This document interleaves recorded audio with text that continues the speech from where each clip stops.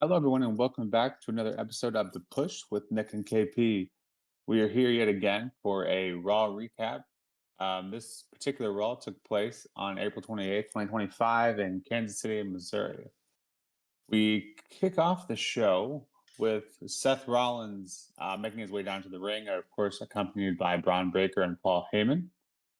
In short, Seth announces that the future of the industry doesn't go through Punk, Roman J, or even Cody, that it goes through Seth freaking Rollins.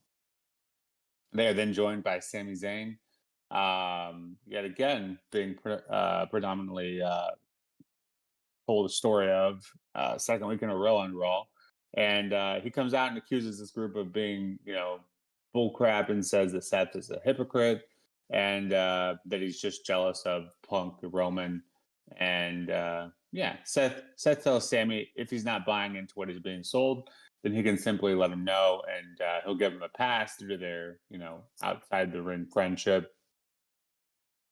He says he can have Paul, pull some strings and have him move to SmackDown. So no problem for Seth. A very interesting tone for this one.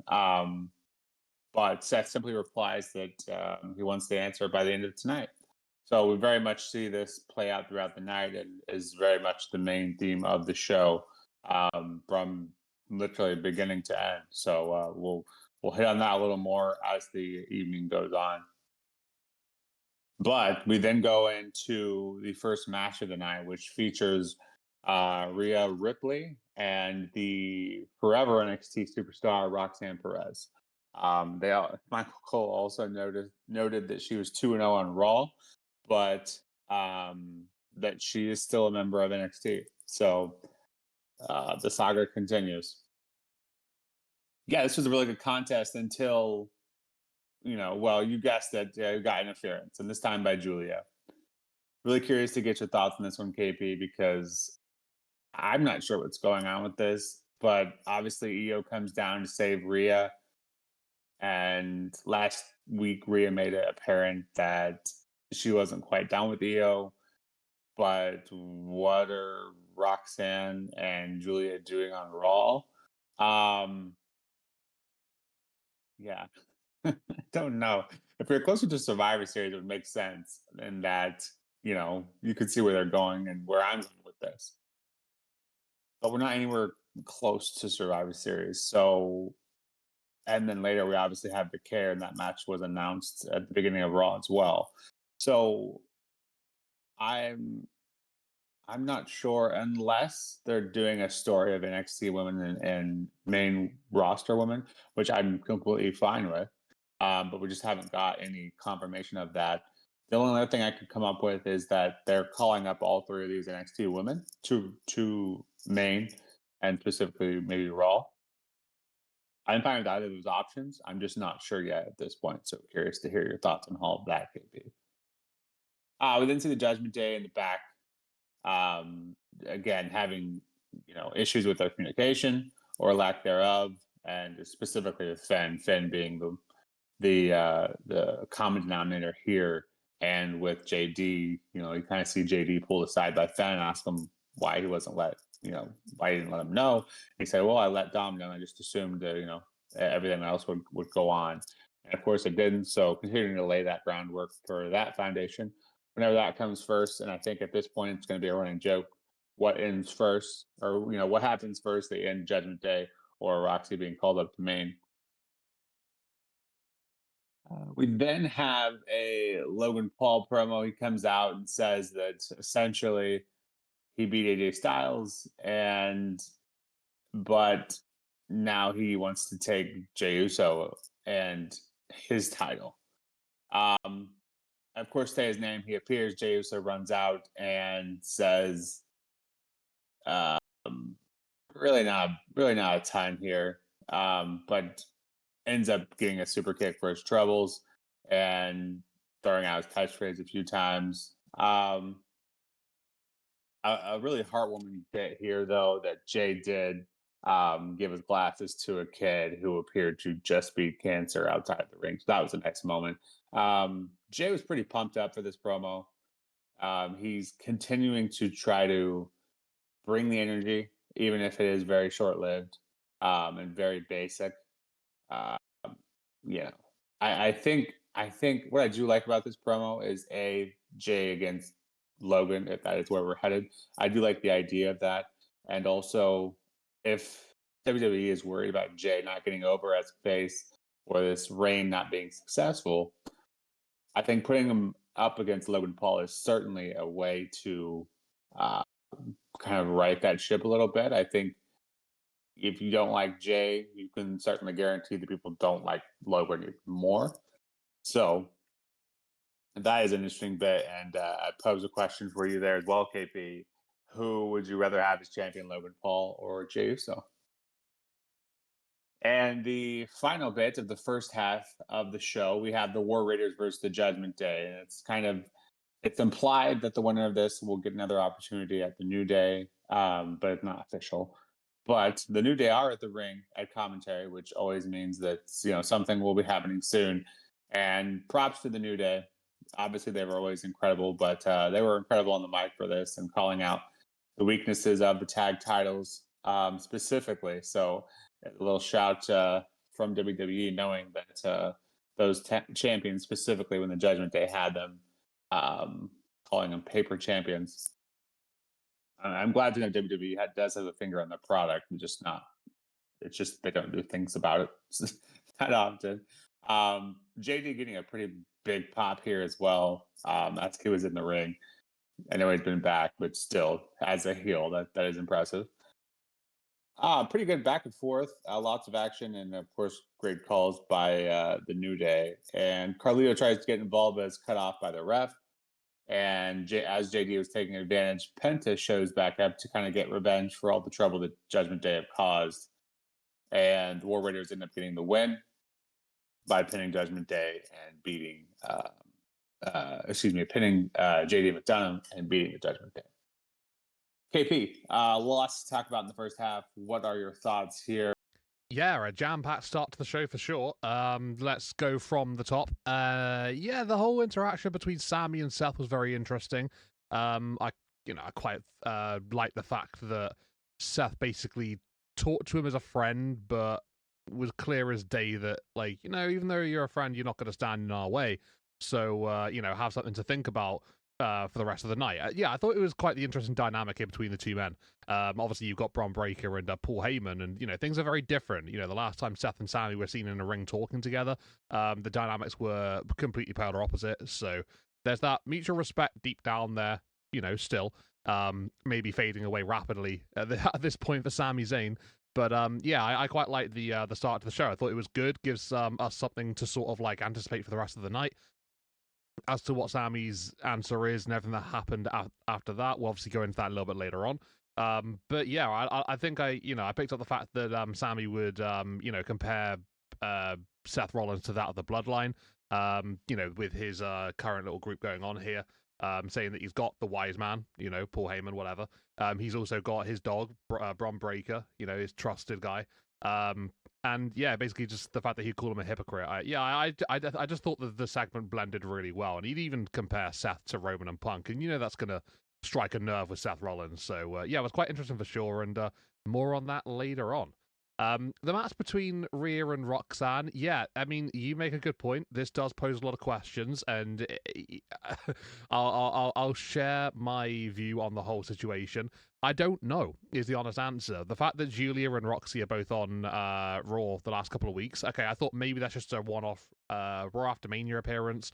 Just get a little something going. Just to have a moment after WrestleMania.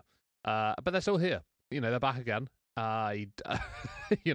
We've wanted Roxanne on main roster for so long. So is Roxy now officially part of the Raw roster? You said that maybe that she might not be. Again, we don't know, do we? Whenever we think she's going to the main roster, she turns back up on NXT. So I guess we wait and see what happens there. But Julia being up as well is very interesting. I don't know what's going on there. They seem to have some sort of alliance here, Roxy and Julia, and that was never really seen on NXT. So that's a brand new thing, which is interesting. But the match itself, I mean, it ended early. Well, I'd say it ended early. It ended because of, the disqualification or the no contest, whatever we're calling these nowadays. It just seems to be the match stops and we don't really get a decision what happens from there on. But it seemed like a DQ in my perspective. But that regardless, it doesn't really matter. Yeah, it made sense though to protect Roxy from a loss to Ripley here if they are bringing her up to main alongside Julia. You know, very fascinating. But Io Sky coming on down to help Rhea Ripley is definitely a strange dynamic as well. So I don't really have the answers. I wish I did, but I can sort of share the confusion, and I can sort of hypothesize and theorize as to what might be going on.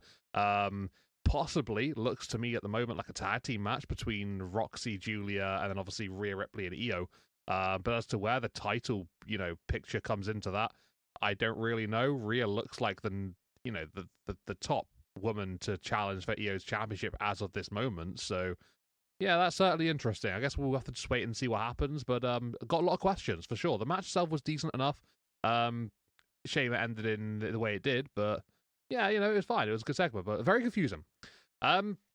You struck an interesting question there. Who would I rather have as world champion in 2025, Logan Paul or Jey Uso? Well, you are very aware of my hatred for Jey Uso, and you're also very aware of my lack of fondness for Logan Paul as a human being. So I think this one is actually quite easy for me.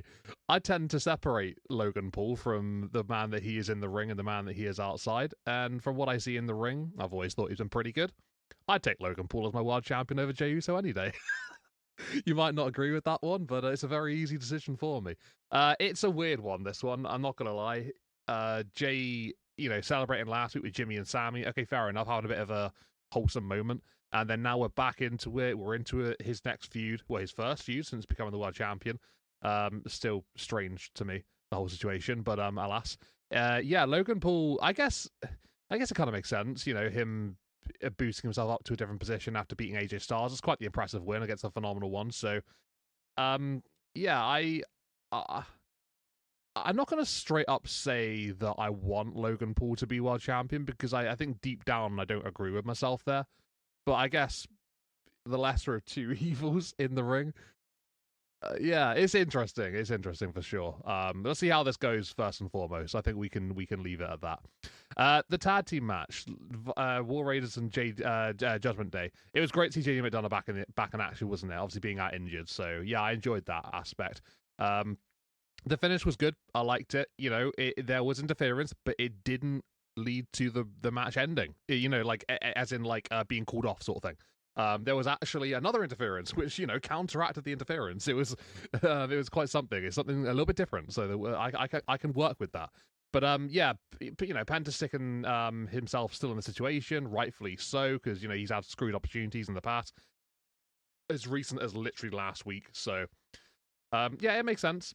But yeah, the dynamic of Judgment Day is quite interesting at the moment. Those teasers between Finn and the lack of sort of chemistry between himself and the rest of Judgment Day, I find that fascinating, and seems to be each week they sort of find a new flaw in Finn's cohesion with them. So yeah, it's definitely interesting. But War Raiders being back on the top picture immediately, that's not really a shock.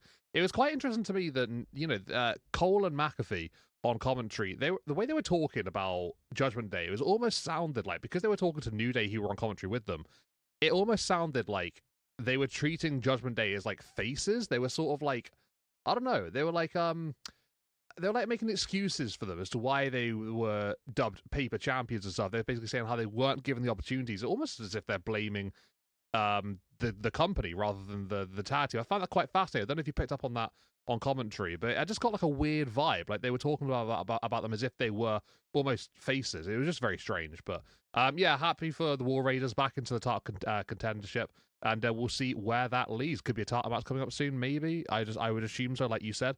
So yeah, I guess we'll just see how it goes. But Penta, I'm sure he'll probably stick around to see what's going down. Yeah, I did note that it was very well noted and addressed that the tag team champions on Raw hadn't been used in a good manner. So yeah, interesting to see where they go from there. And I feel like the Judgment Day obviously could still make their claim for the titles. And this felt like War Raiders 101, right? Back to basics and actually having time to put on a decent match. They almost always do. Um, I yeah, I don't dislike Jay near as much as you do, and I think he's growing into his own. He's becoming you can tell he's still nervous, but he that infectious energy that he brings to the ring, I think, is what people are drawn to most. But him up against Logan Paul would be an interesting bout. I don't think I want to see Logan with the championship simply because he, as we saw with the US title, he wasn't there week in, week out. So I don't like that, especially with the main title. But I think that would be Logan Paul's greatest contest. Any other match he's been in with one of the top guys in terms of in-ring work. And you and I, neither of us consider Jay one of those guys. So I think that would be his biggest contest for Logan Paul. So, but I'm interested to see where they take that. Obviously, we have Backlash right around the corner. Do they have enough time to build that up? In the meantime, not quite sure. So we move on. We also get a kind of a strange Rusev promo. He says he's basically going to be helping out people make to avoid making the mistakes that he did. Make of that what you will. It's announced he also has a match next week against Otis. So make of that what you will, and we'll see what they're going to do there. And we get into our next match of the night, which is, again, noted earlier, another NXT talent, Stephanie Becker versus Ivy Nile. This was a pretty good match. Ivy Nile definitely held her own. Of course, not going to beat the NXT champion, but again, there was no interferences through this match. So what was the takeaway? Other than Ivy Nile can hold her own. I think we've all known that. It's just a matter of can she connect with the audience. I think that's her biggest weakness so far. But yeah, Julia, Roxanne, and Bakir all on Raw this morning. It wasn't, as you kind of mentioned, it wasn't a Raw after Mania. So why? Just need to, I guess, wait up and see exactly what they're going with. You made a good point about the Julia Roxanne maybe having a tag match with Io and Rhea, although that's kind of strange. At least it does seem like that's a possibility. But this was just a match, so I guess we'll wait and see what they're going to do with that. We then see AJ Styles backstage with Aldis, and they are then joined by the Judgment Day, Liv, Raquel, and Dom. And I'm hopeful that you noted this as well. Liv mentioned that she needs time off filming for her new movie, which was approved by Aldis. But then Dom goes on to say, well, first of all, Aldis approves this. And then Dom goes on to say something similar that he needs some time off as well. And Aldis says, no, you're a champion. Of course, while Liv and Raquel are sitting there holding their titles. So, I think we all know what's really being said, but not a great look for those tag titles. We then see Pat McAfee cutting a promo about he gets some time to talk to the Kansas City crowd. They talk about how hard of a worker he is, hoping to be known as such when he's gone. He says he's loyal till he's in the soil, and that's why he had to stick up for Cole last week when he was being attacked by Gunther. He announces that he wants the suspension banned on Gunther because he wants to get hands on him. All this then comes out after being called out by McAfee. Aldis proposes that he can have a match with Gunther at Backlash. So I I'm not a fan of this. This is what I hoped wasn't going to happen. I was hoping that he would find someone to defend the commentators, but I'm sure that's probably where the end game still is. But for now, it seems like McAfee, as long as Gunther accepts, which why wouldn't he? Um, Gunther and McAfee at Backlash. So interesting development there. And then we get to the main event, kind of promo and match. First of all, throughout the evening, we see um, Sammy in the back. First, he is joined by Paul Heyman, and Paul Heyman essentially says, "If you take this deal, Seth admires you so much that he will allow you to go over to SmackDown, and you basically get the winner of Randy Orton and John Cena." So kind of promoting that move over to SmackDown. And then also see another segment where he's backstage with Jey Uso. Jey Uso says, whatever you decide, it'll be what's best for you, and I have confidence that you'll make the right decision. Jay's then tapped by Logan Paul. But then we get back here to the main event. Seth Rollins is in the back in the middle of the ring, and he basically goes on to say, if you just go ahead and take this pass, really, really hoping that he does. Sammy says, I respect you as a friend inside or outside of the ring, but inside the ring, respectfully, I'm going to tell you to go to hell. So I don't think there was any doubt, at least maybe a little hope on my end, but I don't think there was ever any doubt that the ultimate babyface and Sami Zayn was ever going to take that challenge. Although it is kind of a punch in the gut, his pride getting in the way here, because he certainly had an easy out here, but it's just not the way his character works. But yeah, part of me really wishes he either would have joined this faction. I think that would have been interesting, or even more so, just getting that easy title shot, because it was never going to end well for him, right? So this ends up being a match with Braun Breaker, and a little back and forth at the beginning, but because he doesn't believe in the vision that Seth has, inevitably leads to Sammy getting 4 spears for his troubles and a stomp from Rollins, as well as the last image we see is this new faction of Braun, Seth, and Paul Heyman standing tall while Sammy is surrounded by WWE officials.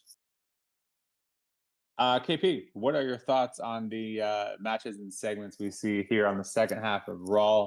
They certainly milked this Sammy Seth bit throughout the evening. I know this is probably a hard topic for you to see and discuss, but yeah, Sami Zayn got the business end of this new faction. Curious to hear your thoughts on all that. Yeah, I will definitely weigh in on that in heavy detail in a few moments. Yeah, it was a very prominent thing throughout the night, and I quite like the fact that they used the potential title match against John Cena or Randy Orton as leverage there. But yeah, like I said, a little bit more on that in a little bit. Just want to go over a segment that did happen earlier in the night between Becky Lynch and Lyra Valkyria. Becky Lynch basically would come on out to say that she was the one that attacked Bayley, taking her out of the match at WrestleMania. Becky would claim that she isn't actually the bad guy at all in the situation. Bayley did attack Becky Lynch for a number of years. During her lead up into Damage Control, and even before that, really during the pandemic era and things like that. So there was some logic to what Becky was saying, in all honesty, to her.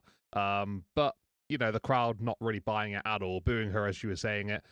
Becky would then go on to say that Lyra had never won the tag title, would never have won the tag titles with Bayley, before she actually got interrupted by Lyra Valkyria. As you would expect, you say her name, she appears, sort of type of situation. That's the rule in WWE.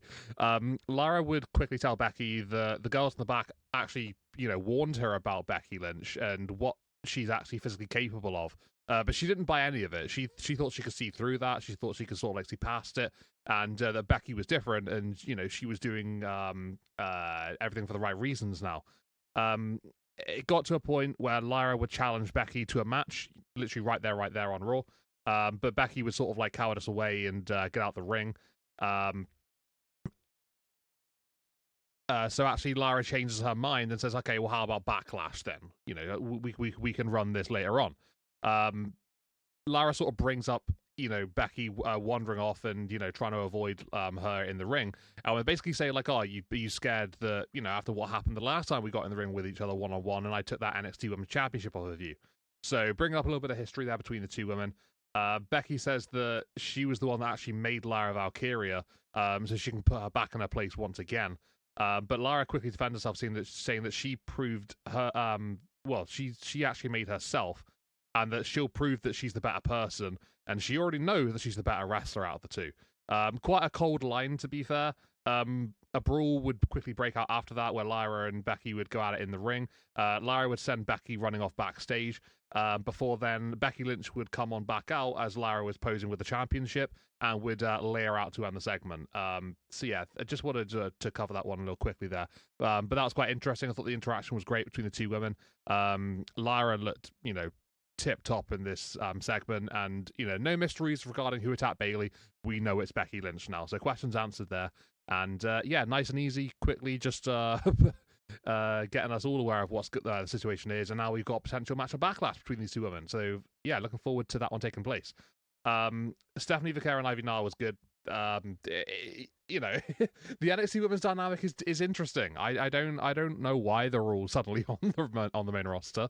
These three, but I thought maybe just Roxy would have been the logical choice. But here we have Steph again, on the scene.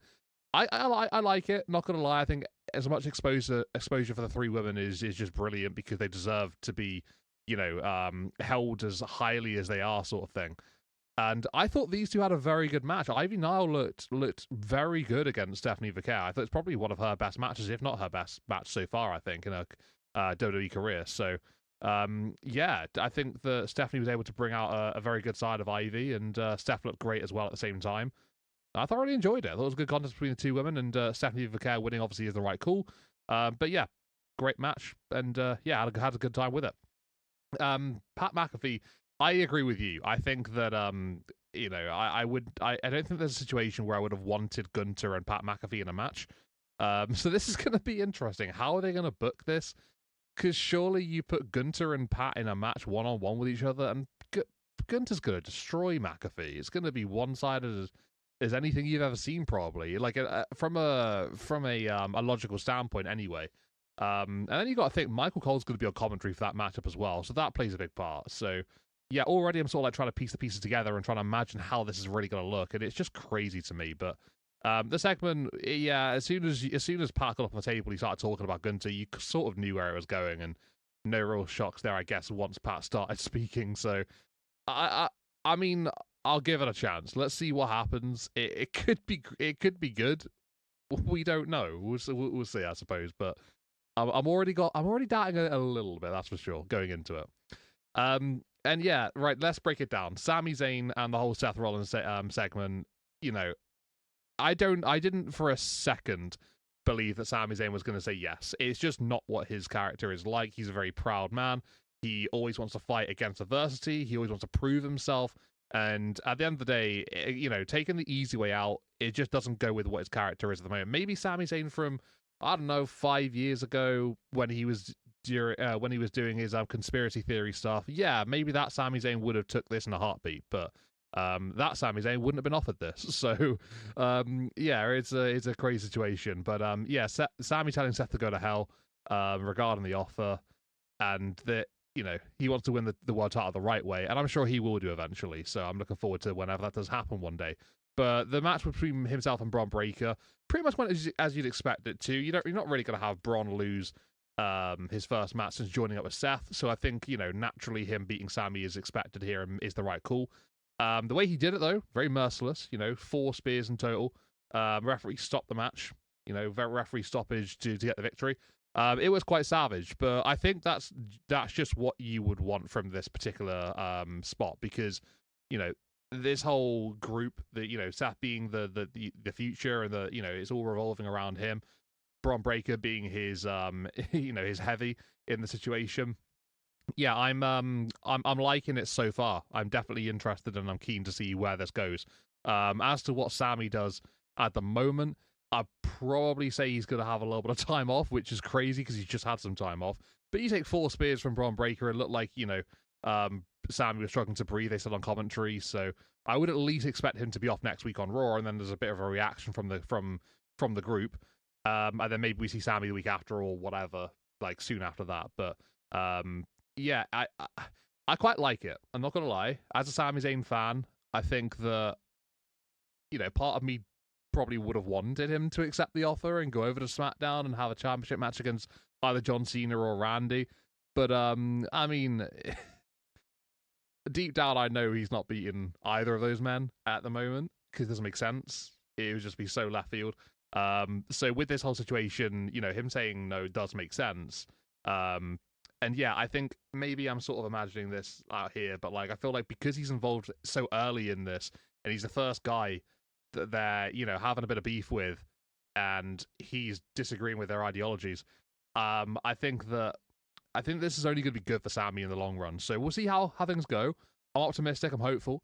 And yeah, I'm loving the whole situation with Seth and Braun and Heyman at the moment. So just give me more of that each week, and I'm sure it's going to be great. But what a Raw this was! I really, really did enjoy it. Pretty much, consistent from top to bottom. In all honesty, a couple of little things, but you have that on a weekly show. That's fine. But yeah, I thought this was a really, really solid show, and I just yeah, I don't really have anything really negative to say about it. So I'd probably give it an 8.5 out of 10. I don't think it was like anything like incredible or anything like that, but it was good. It was a good, solid, consistent show.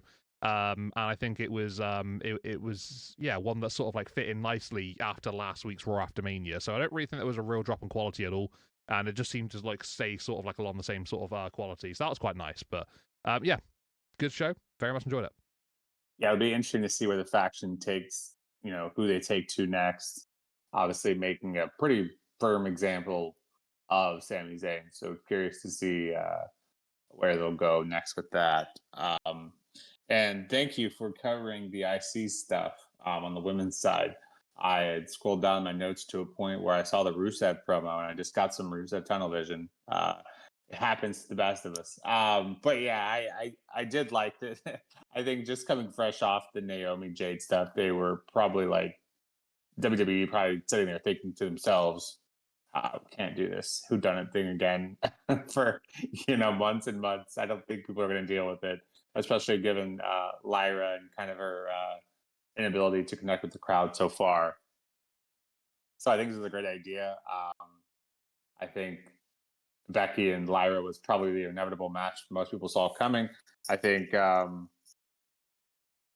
but for good or for bad, I think Bailey will come into play here at some point, and whether that's after Becky takes it from Lyra or to prevent Becky from doing just that, I think is an interesting angle. I think there is some issues there in terms of it seems like leaning on that veteran talent to kind of help get Lyra over, and maybe that's their next play. You can certainly you know, pointed some issues with that. But in the end, if it ends up getting those three women in the ring somehow, or at least in an angle, there's nobody loses there. So in terms of us and as the fans. But yeah, overall, I would agree. I liked everything here. Just a question mark of the NXT women, but again, they have such a load of talent. I have no issues, even if it just is exposure for them and to kind of help promote NXT. I'm fine with that too. I'm just hopeful that it's something a little more. But yeah, with that, this has been our Raw recap, um, and we will be back shortly with an NXT recap. We'll see that later tonight and record that tomorrow. If you agree with what we're putting out here or disagree, let us know in the comments below. And until then, we will see you next time. Thank you and take care.